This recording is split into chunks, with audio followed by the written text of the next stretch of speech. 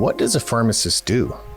Well, most people might answer that a pharmacist dispenses the medications that my doctor prescribes. Now, I work with a ton of great pharmacists, and one thing that I don't generally see is excitement about pills in a vial. And this is probably because pharmacists have been trained to do so much more. So what can you get excited about in your community? To find out, let's go beyond the scripts. Hey, welcome back to Beyond the Scripts. I'm Will Tuft, your host with PioneerRx, and today we're broadcasting here out of the original PioneerRx HQ here in Shreveport, Louisiana. So anybody who is familiar with Shreveport knows about where we are on the map. I think we're right here in the Arklatex, about an hour from the Arkansas border. But in Louisiana, there is another important border that maybe internally is more important, but think of the I-10 corridor that's going to connect basically New Orleans over to Houston. And that area down there is called the Acadiana area, I guess the Atchafalaya Basin. And so we're going to go right down to Acadiana Prescription Shop with Joelle Fruge. Joelle, thanks for joining us today. Well, thanks for having me. Yeah, so you are down in the Lafayette area, and right there in that I-10 area is really kind of like that division between the Louisiana that everybody thinks about when you think about Louisiana. Like if you're somewhere else in the country and you think Louisiana, you probably think, you know, Mardi Gras and the Cajun food and that Creole influence. And that's really where you're at. You're right there in the heart of the fun Louisiana culture. Right. I guess we like to say we're in the heart of Acadiana. And so we're kind of sort of centered in Louisiana, more south though. And we have a little bit of Mardi Gras, a lot of Creole food for sure. And a lot of fun down here, you know. Have a little pharmacy down here. Yeah, well, so that pharmacy's been there for quite a while though, right? 1969. It was started by Mr. Phil Como. And Mr. Como had, he went to pharmacy school in Houston, actually, and worked for Joe Weingarten's, which is a grocery chain. And he was putting a grocery store there, and he said, "You want to put a pharmacy next door?" And Phil had already worked for him, and he said, "Sure." And so he got to own it. I guess he just rented the space there, and that's where it started. That's kind of a proven relationship there. The grocery store, the pharmacy, kind of in one. Well, they did have a door at one time to go in. I have the old plastic sign that said prescriptions this way, but now they separated that. So we don't you know, they changed grocery stores 6 times since we've been there. So Acadiana Prescription Shops survived 6 grocery stores. And right now we have a great one next door, Champign's Market, which is it's a little nicer. So. See, I would have said Champagne's, but that's that I-10 split. So that's it. That's true. That's for sure. Yeah, they do have champagne there, by the way. So when did you come into the Acadiana Pharmacy? I bought it in 2002. 2002. Yeah. So I've been there for 18 years. 2002, I think it is. Anyway, yeah. And as old as my daughter. My daughter was born 3 days after I went to work there. Makes it easy to keep track of, huh? That's correct. Well, sort of. But anyway, so before that, I worked in several different areas. I worked in, I worked for another independent a couple years before. Well, right before that, I was doing some relief for an independent. And I also worked for grocery store pharmacy, Winn-Dixie, and then K&B. I worked for them on and off for a few years. I did hospital pharmacy. I did nursing home only pharmacy. I did Allied Pharmacy Management Company out of Dallas. So I kind of moved around a little bit, not unexpectedly. I mean, I wouldn't trade it. I learned a lot along the way, but I knew working for these independents that I really would like to do that. I didn't know if it was going to take me starting ground up, which I had a friend who did that, and I didn't know if I was going to be able to do that. But this really afforded me a better opportunity. So Nice, nice. So did you just kind of buy the pharmacy and then start there, or did you ease in? Did you start there as a relief pharmacist, or what was your initial exposure? How'd that even come about? Well, Phil knew my brother. My brother's a doctor here in town, and I knew him through the phone, like talking about transferring prescriptions and different things like that. And we would. I also knew that he had a lot of. Well, found out that he and I have a lot in common. But so some of the sales reps would come in, and I'd ask them about which pharmacies may be available, and they would tell me. And I had looked at a couple of them, and they didn't seem like they were on the up and up. You know, they were on the way out, and a couple of them did close, unfortunately. But so Phil called me, and I went for a meeting, and we have in common that we like to drink. Well, he likes to drink beer. Well, he was more experienced, to put it to you that way. And I got home from that meeting, and my wife asked me, "Well, what did he say?" And I said, "Look, I'm going to tell you in the morning because I had to drink some beer with him." So then he called me, and unfortunately, he had developed cancer, and he died 3 months after I started. It was a quick learn. I'm sorry that happened. So I did learn a lot on my own or from my technicians and I guess from my customers too. Yeah, Phil was a good guy.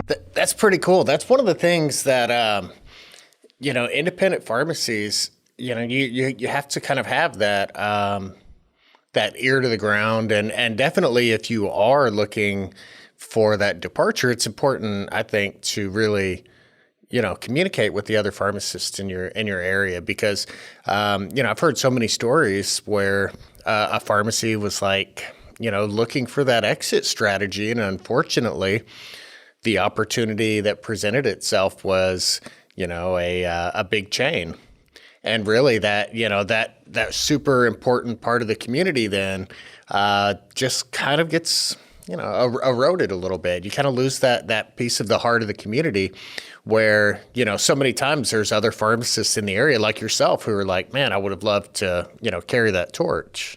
Right. I think that Phil wanted that also. And I think, well, I've had experience also besides Phil. He did a 5-year plan for me to buy it out from his family. He said, we're going to do it right, do it. And I think he was looking to take care of his family also. But in my tenure, about 10 years in, a pharmacy in the area, Begnose Pharmacy, the owner had died years ago, but the family kept the pharmacy. So it was kind of struggling because they didn't have a pharmacist in their family to have it, and I guess they didn't want to sell it. They owned the building. Well, then they were going to close. So they offered me to buy the file because they did not want their customers to be left with a chain, which they had a chain very interested right up the road. So she afforded me the opportunity to buy the inventory, and I got the file, and they delivered. And we didn't deliver. And they came on the busiest day of the year, which is after Labor Day, day after Labor Day. Mm-hmm. I think that's when I got Pioneer too. I don't know why and that's the busiest day in any pharmacy. But so we had to deliver. We had no strategy we had a car. We got a car, and I think I bought their car maybe. But oh man, what a mess. Yeah, what a complete logistic shock. But I'm going to toot your horn plenty of times. But if I'd have had Pioneer, then I could have had all kinds of stuff built in.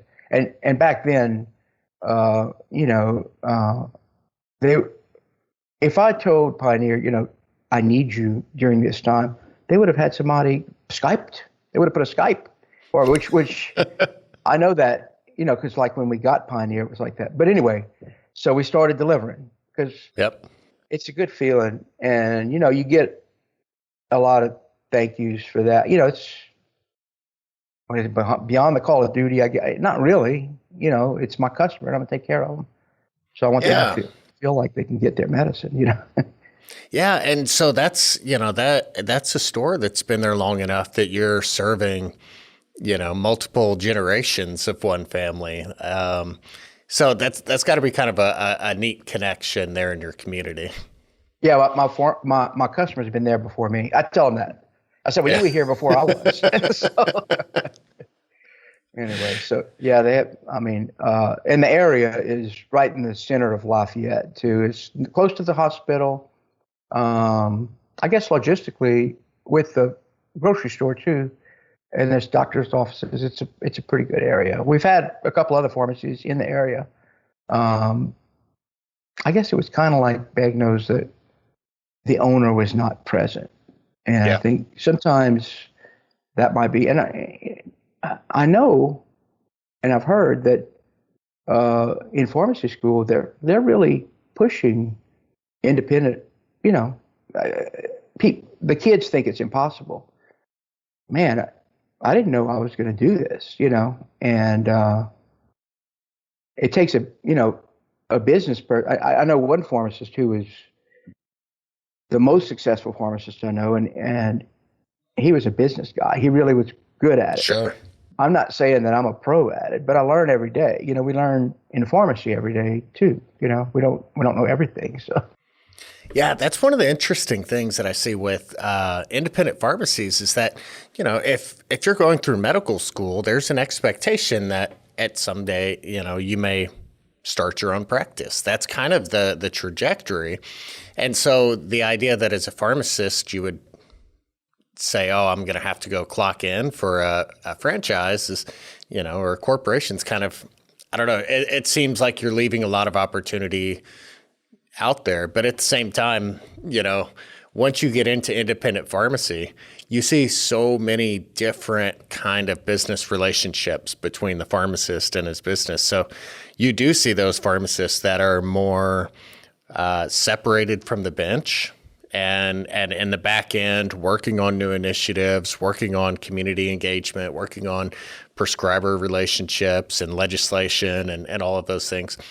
And then, you see pharmacists that are working the bench every day and shaking hands with patients. And that's the part that they really, no matter where you're at, it seems like that's the part that everybody misses or wants more of. I'm glad you brought all that up because that's exactly, I'm back there doing some of the business stuff and of course I'm in the Rotary Club and different things just to, be involved. And man, if I could stand right there and be with the customers, that's what I really miss a lot. And, I've had employees where I feel like they've thought, oh man, I'd like to go and sit at that desk that's, of course, full of papers and terrible. But I said, be careful what you wish for because, I really like, I could say that about my staff. They really like, and I'm lucky right now because I have a great staff. They really like what they're doing. I mean, I can't say that they drive up and say, oh, another day. And like you were saying about punching in to a chain, I've done that. And a lot of my staff, I think the majority of my staff have done that. And they can appreciate, I mean, they do punch a time. I guess they do punch in, but I remember that. And Yeah. I remember saying, okay, for close at 7, how long is it till 7 o'clock? And I don't get that from them at all. I mean, No. No. So relationships are important for me at my pharmacy too. If people aren't happy, they need to just go find. I want them to be happy. Yeah. It's not like I want to fire them, but I want them to go and find their happiness because, man, that is so important, you know. Oh yeah. That's I've always kind of gauged success on that. Sure, it's you got to pay the bills. That's you work and you are compensated for that. That's part of it, sure. But even before I worked at Pioneer, I worked for magazines and I worked on cars and I did a million different things. But there were very, very few of those things where I felt like, oh God, I got to go do this thing. As long as I could wake up and say, I get to go to work, right? Like I'm going to do a thing that doesn't conflict with my happiness, with where I want to, where I want to be in the world. That's success. So I actually made it down to your store when PioneerRx was installed in your location. And so I was like, man, I wonder if Logan's still there, because I worked with Logan a lot as a technician. And so I went to your website and I was like, well, yeah, she is still there. And one of the things I thought was really cool was that on your website, you kind of list some of your key staff members. And I'm just going to kind of go through the list here. Tiffany looks like one of your newer people. And she's there, 4 years? Well, she's probably 6, I guess, since we made that. Yeah. Yeah. So Logan, 9 or 10 years. Caitlin, 9 or 10 years. Christina, 11, 12 years. Michelle, longer than you, it looks like. 12. Oh, yeah. She was working for Phil part-time. She was working at the hospital and working only on like a Thursday for Phil to have a day off. Yeah. So Melissa, like 8 or 9 years. Jack, 19 years. John's been there about 11. That's pretty cool. I mean, that's definitely a team that's coming in doing something bigger than a 9 to 5.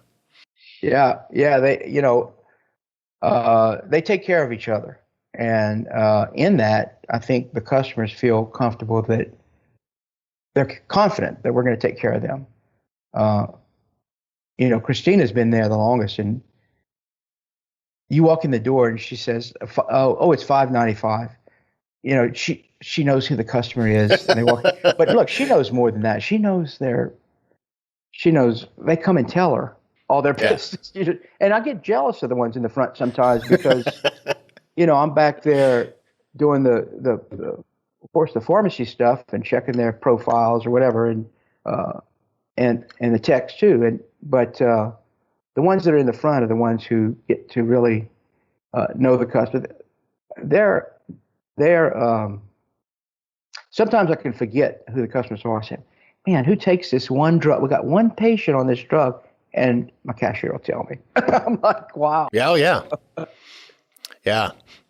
That's pretty cool. That's one of the things. There are a few themes that resonate in every interview that I do here. It's relationships, whether that's with the community, with your team members, with your patients. But independent pharmacy, that's really the thing that you can't fake. You can't duplicate that with Amazon. It's our niche there because I worked for Carmichael's Pharmacy in Crowley, and they have Pioneer now, so maybe I could say that. But anyway, the guy who owned it, I worked with Carmichael, Terry Carmichael, and we filled a lot of prescriptions over there, and you couldn't get in his place. He filled more than everybody, and this guy was very successful. But when somebody walked through that front door, it's like, Will, hey, so I picked up on things from all those different jobs I've had. Yeah. I mean, that's really the key with going around and having those different experiences, working, especially like you said, where you got to do like LTC, you got to do some of the pharmacy management, you spent time in like those, really close knit community pharmacies, but all of those kind of, rolled into one. It really takes all of that. Sure. And you guys have seen different pharmacies, and I'm sure y'all have a great idea of the whole concept of, pharmacists are pretty good guys. The ones that I've met maybe a couple pharmacists that were tired, I guess, they didn't want to be disturbed, by a customer, but I've taken the good and the bad from all those guys and learned a lot from each one, So that's really been the key, I think. You said there are pharmacists that are tired, but it's been, the average age of pharmacists across country is probably a little bit older than some other professions.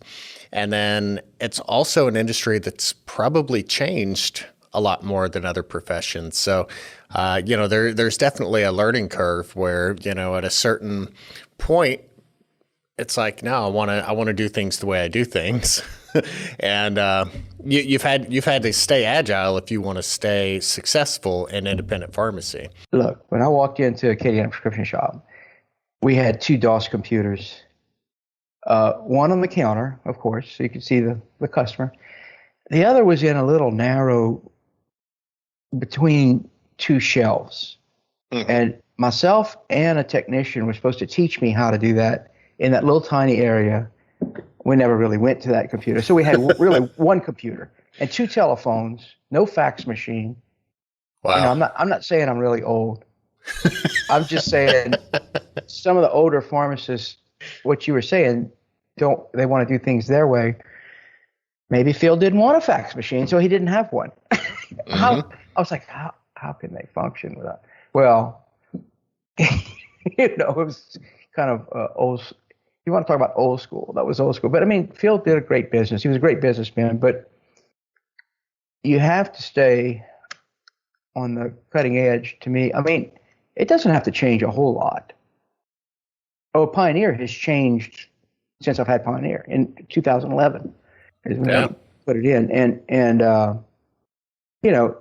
it changes for us. I guess maybe we're paying a fee for that, which is, if you look at it that way, it's every bit worth that amount of money, whatever, and it's like my dentist. I go in there and he's always got something new. And he's pretty young, but it's true. I'm very comfortable, if he has to pull on my teeth, and he can make, now they got an iPad, and you guys have an iPad that we can go home and have Pioneer at home, so not having a fax machine. Yeah, that one's hard, but there's a lot of there's a lot of people who are reluctant to change in any aspect of their life, and really, I'm sure if we want to be introspective, we could all find areas that we can maybe be a little more agile, but you've definitely adapted a lot. It sounds like technology wise, but you've introduced some new services into your pharmacy that certainly you probably weren't doing before, but you've kept a lot of the older services that were important to your customer base. So you mentioned that you had kind of branched off into delivery. So that's something that you guys are still actively doing. And then my customers got older, so we do a little bit more like nursing home carding, and most pharmacies do some of that.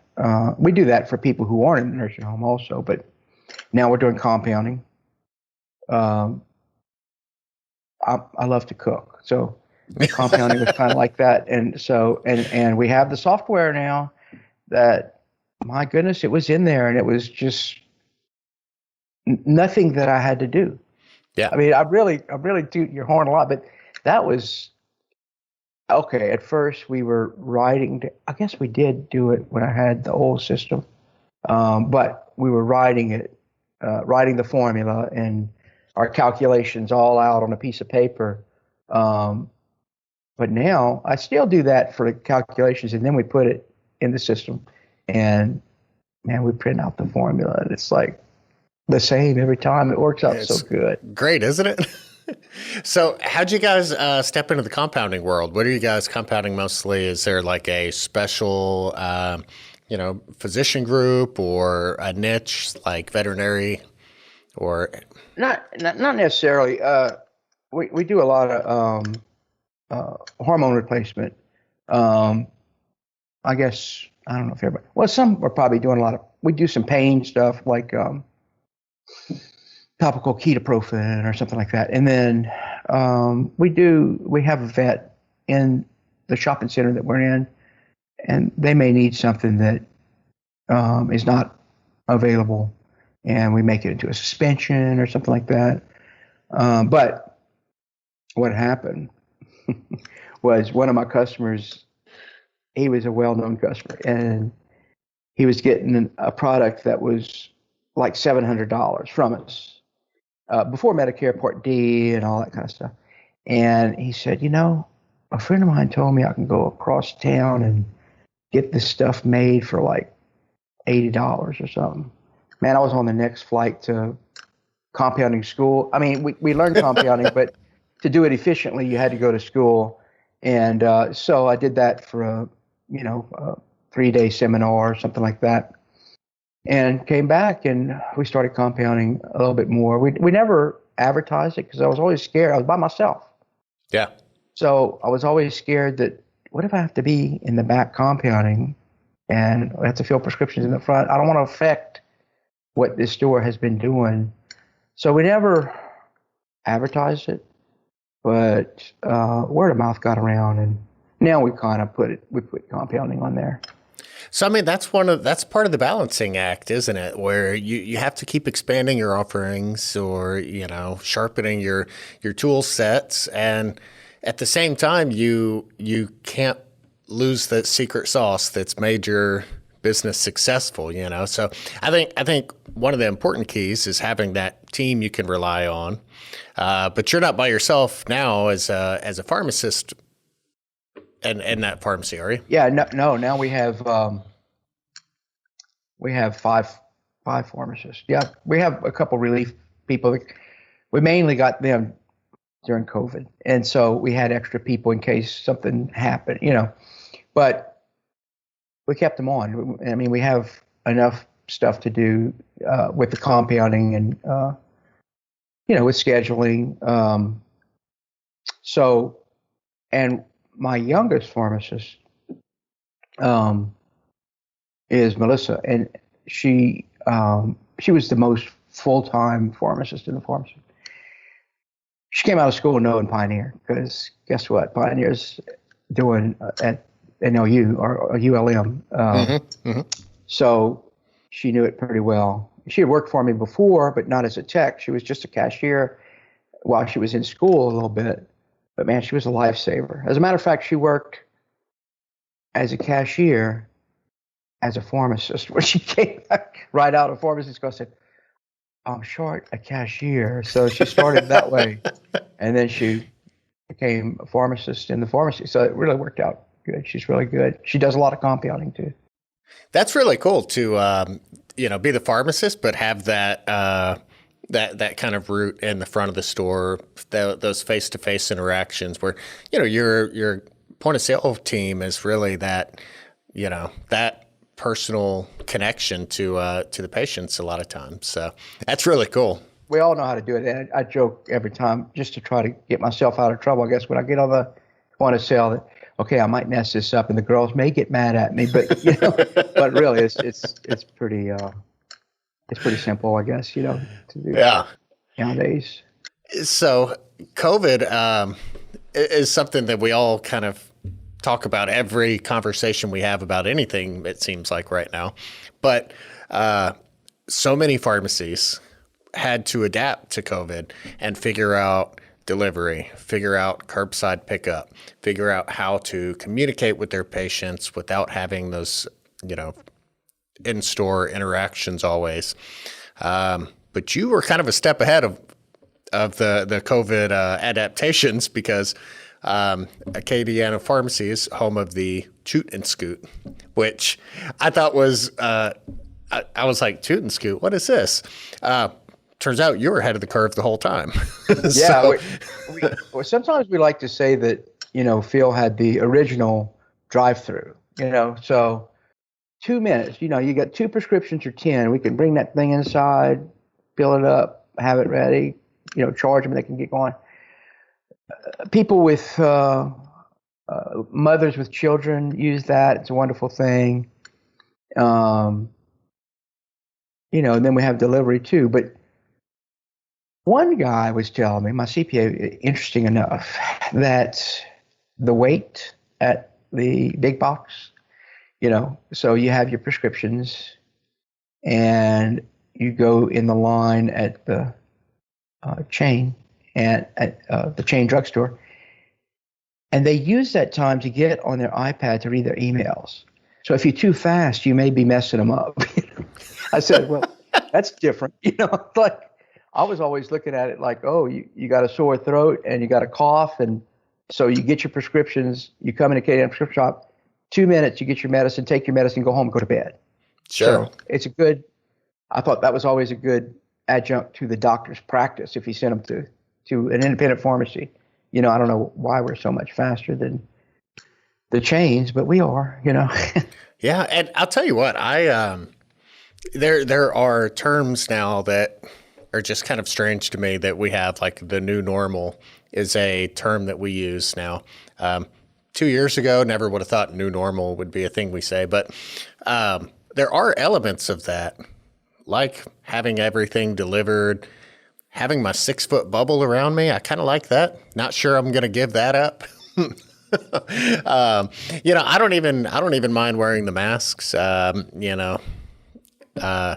So there are definitely elements of that new normal that I kind of prefer. But the drive-through services, I personally like that convenience. I can keep my podcast on.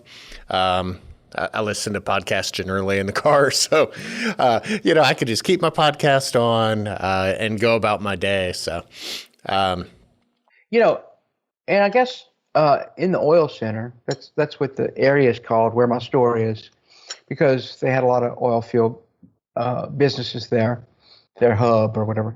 So we had a big man clientele, and so they want to come in.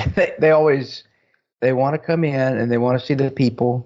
They want to shake your hand. Some of them barely walk. They got a cane, and they want to come in. We could tell. Oh, I know all about that. Yeah, it's like MedSync is such an important way to streamline your workflow and manage everything in the pharmacy. But there are those patients who are like, if I don't come into the pharmacy 3 times a week, what else am I going to do? That's right. Yeah, MedSync, you say that, Jonathan, my technician, Jonathan, do y'all, where he works now. Oh yeah. Oh yeah. All right. Yeah. So, Duhad is one of my go-to guys, man. He's awesome guy.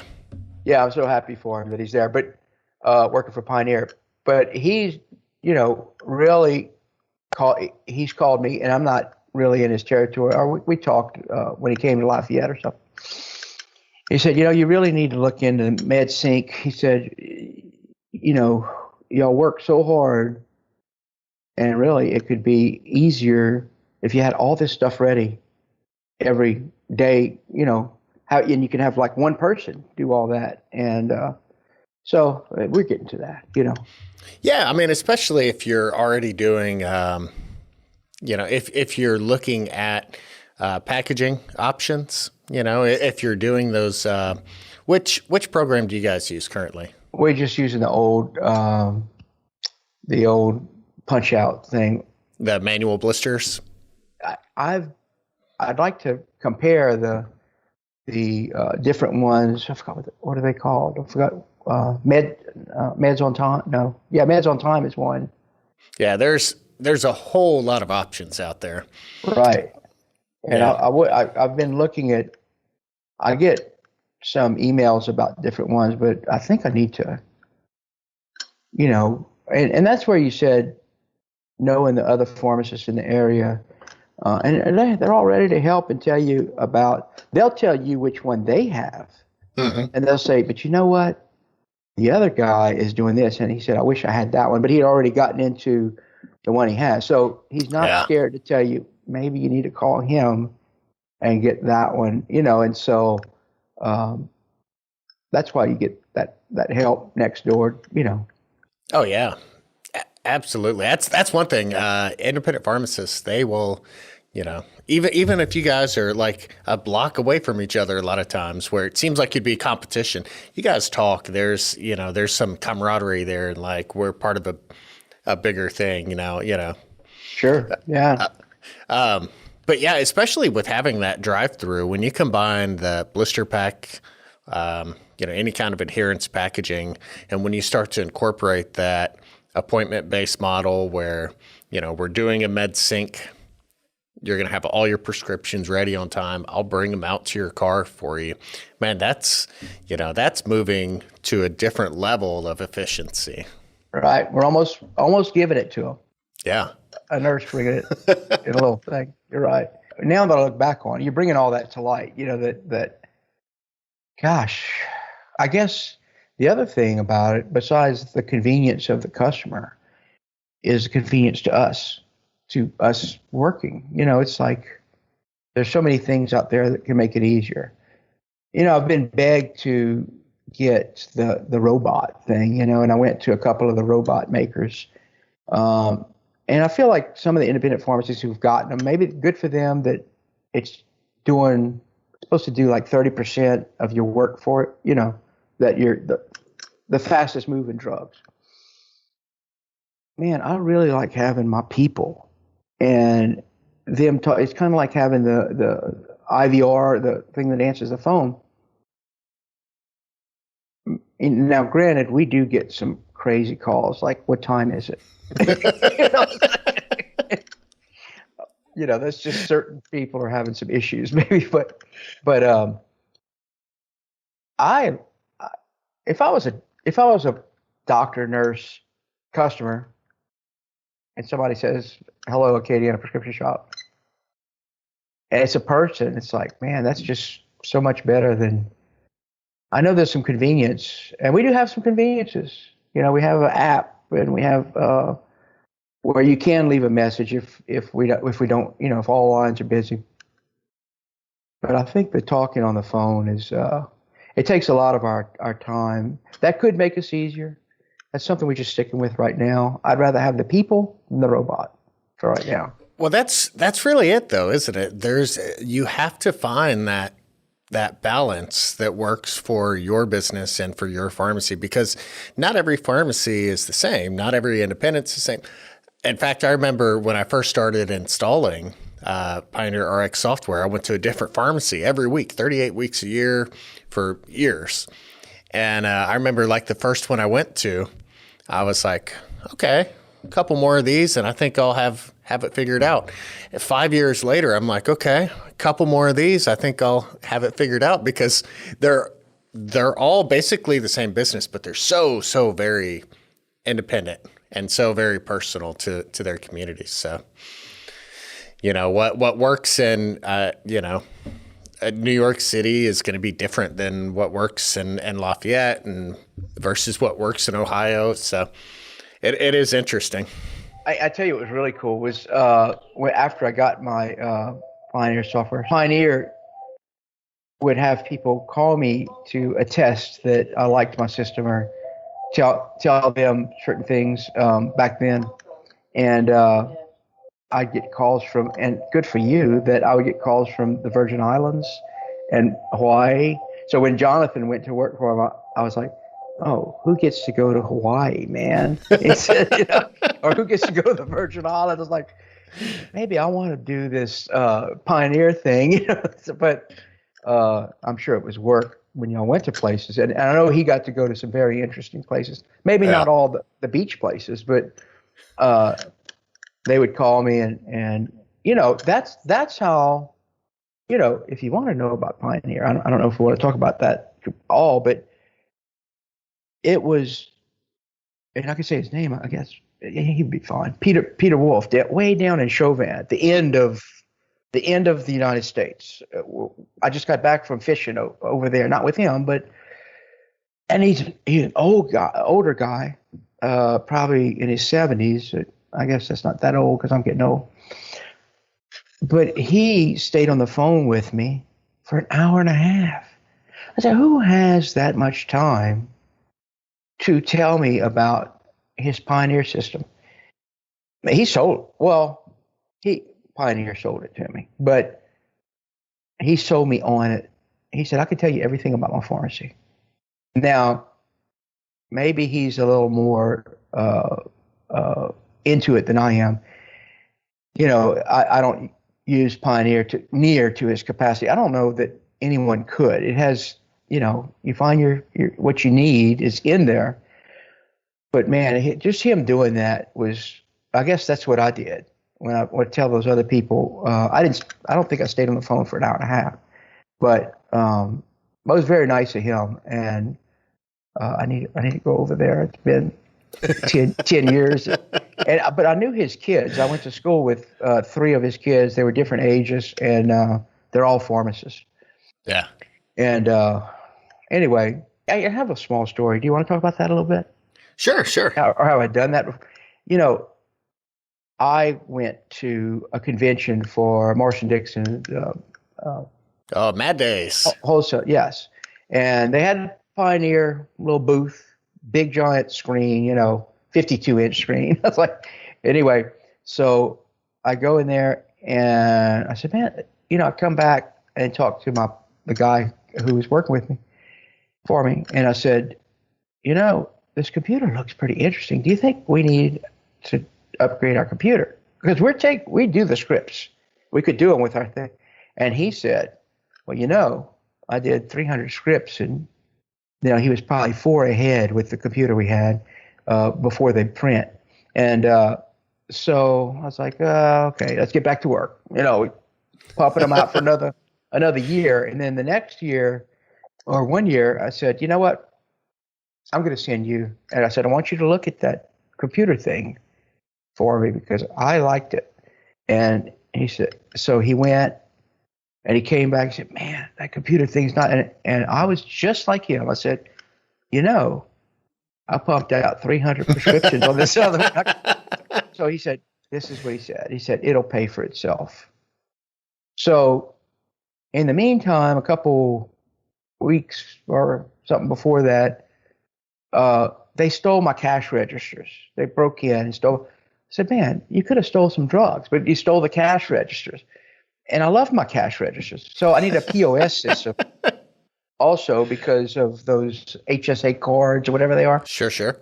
And so I called a colleague of mine, once again, and he had gifts in his store. And he said, okay, you can get a POS system or you can get the Cadillac one and you could put more stuff like I don't have gifts, but I guess maybe he thought maybe you need that for your over-the-counter stuff. Sure. And is it adding any business? Not really. It's, you're trying to think of that way. We could go back to the typewriter, But anyway, so so I went to get the bid from Pioneer, and I got 6 terminals. They were going to convert my 2 terminals to we got some printers. We got the thermal printers. We got the POS system.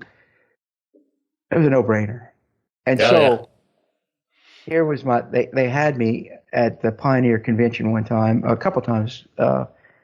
This girl who worked there, she would point it out that my story that, I did a little comparison of 3 months around November to January, busier time. And the amount of money that it showed that we increased by, and we only had increased by 30 prescriptions over those 3 months from the year before to this year.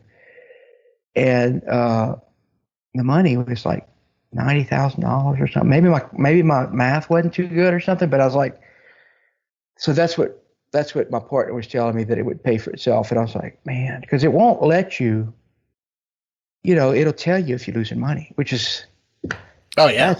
That's awesome. You know, Yeah. it's like, so you make a decision on, I need to keep this customer. Do I keep the customer? And it also tells you if the total, that, but if Yeah. you, Well, so many times that's the key is not being able to see what's really going on. So being able to look in real time, monitor your costs, make sure you're ordering the right items, make sure you're accounting for those DIR fees and really understanding that transaction, which is it's hard to do if you're looking at everything a month later instead of looking at it in real time. it does it for you so you can continue to do what you're supposed to be doing with the prescription, with the drug, with the patient. Yeah. So what's next on the roadmap? Are you looking at bringing in any new services? What has you excited about next month or 6 months from now? I this was last night. And this kid worked for me. He did a rotation from school, and he called me last night, and he's talking about. I said, "No, I want to talk about the future too." So I'm thinking, all right, is this going to be where I'm opening another store or something like that, or because we have stuff. I just think that this kid, when he was with me doing his rotation, he worked. He learned. He learned how we did things, and he was sort of geared to he's really sharp. His parents are both pharmacists, but he was going to go into a lobbyist maybe for pharmacy, which he would be great at, but it would be a loss of a great pharmacist because he was doing a great job. But I'm kind of getting sidetracked. But anyway, just I feel like me getting into that pharmacy way back when with Phil, if you work hard, I think, and you're interested in what you're doing, no matter what it be, like cutting the grass. Sometimes I envy those guys because they get to be outside. But if you're interested in it and you work hard and you make this yard like your yard, or you make this customer service like you want to be treated, well, that's religiously too. That's what we're supposed to be doing. And you can do anything, really. I think, I know there's licenses involved with some things, but if you're passionate enough, you're going to go to school to be something, or go to a trade school, or be an apprentice to do whatever it is. So it's unlimited. It's how motivated you are, I guess, as a person. And this guy is, and he could be really good. And the thing is, what if he's successful? What if he would have a pharmacy and be really successful and have a chain of pharmacies? Well, then did we lose that good pharmacist again? I hate to see that happen, Yeah, that's that. I forget who says the quote, but train them so well that they could leave, but treat them so well they don't want to. Some variation of that. But yeah, so it's funny. Huna Freeman was on recently, and she kind of compared pharmacy to being her stage, and so she had so many different ways to bring her skills to that stage, and that. There are so many different ways that pharmacists can perform for their patients, for their audience, for their profession. And I really like the way that she, I don't know. I want to go to her pharmacy. Right? Yeah. That sounds pretty fun. It's such a romantic notion of how you can use your profession. Sure. So, all right. Well, I'm going to let you get back to the bench and get back to that stack of papers you were talking about. Yeah. That's a lot. Thanks for joining us. Next time we talk, I'm hoping that you're going to share with me, boom, Will, 70% med sync. Yeah, that would be awesome. Thank you. I'll probably be calling you, Will. Call me. You know how to get a hold of me. I know. Yeah, I do. Thanks a lot, Will. Thanks for having me. All right, Joelle, tell everybody down there on your team I said hi, and hopefully I'll get to in this new normal, make it down and see you guys before too long. Sounds good. All right. Bye, Joelle. Bye-bye. Thank you for listening to this episode of Beyond the Scripts, presented by the Catalyst Pharmacy Podcast. If you enjoyed this episode, please support our channel by liking, subscribing, and clicking the notification bell so that you'll be notified anytime we post new content. To stay up to date with all of the latest independent pharmacy news and content, follow PioneerRx on your preferred social media platform.